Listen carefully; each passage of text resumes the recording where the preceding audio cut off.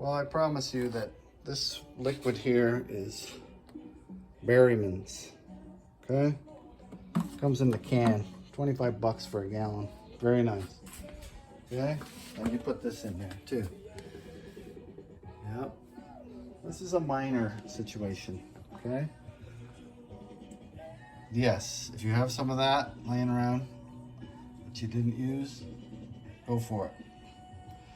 Put, you know, a couple of bottles of this in there. See?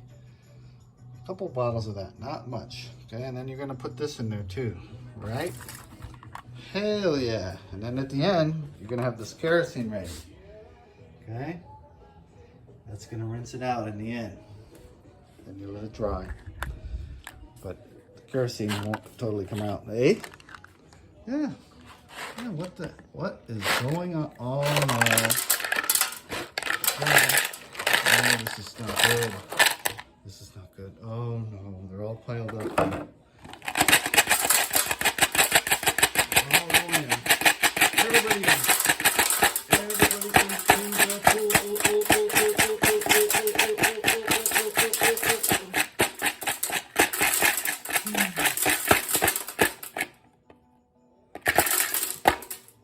Bingo.